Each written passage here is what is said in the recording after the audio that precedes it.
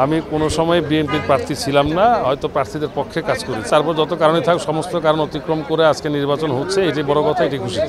আমার এখন তাণ্ডব ছবির কাজ চলছে, এটা সম্ভবত ঈদে আসবে।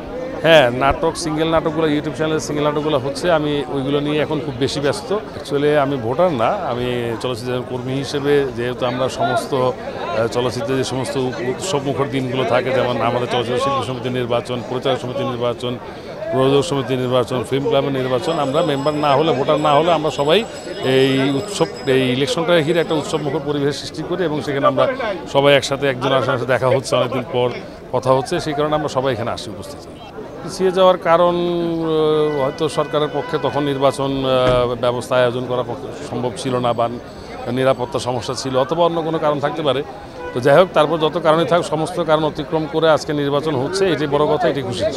আমার এখন তাণ্ডব ছবির কাজ চলছে, এটা সম্ভবত ঈদে আসবে। আর এছাড়া আমি অনেক সিঙ্গেল নাটকের কাজ করছি ইউটিউব চ্যানেলগুলোতে, সেগুলো আসবে। কাজ খুব ভালো হচ্ছে, খুব ভালো টেকনিক্যাল সাপোর্টের কাজ হচ্ছে। রাফি ডাইরেক্টর খুব ভালো, রায়হান রাফি। গল্পটা গতানুগতিক না, একটা অন্য টাইপের গল্প। তো আমি টোটালটা ক্লিয়ার না করি, আপনারা খুব একটা সুন্দর এন্টারটেইনিং মুভি দেখতে পারবেন, তাণ্ডব। হ্যাঁ, নাটক, সিঙ্গেল নাটকগুলো, ইউটিউব চ্যানেলে সিঙ্গেল নাটকগুলো হচ্ছে, আমি ওইগুলো নিয়ে এখন খুব বেশি ব্যস্ত। আমি কোনো সময় বিএনপির প্রার্থী ছিলাম না, হয়তো প্রার্থীদের পক্ষে কাজ করেছি। আর না, এবার নির্বাচনে দলের ব্যাপার, দল চাইলে তো অনেক কিছু করতে হবে, কিন্তু দল আমার মনে হয় না যে আমি নির্বাচন করছি।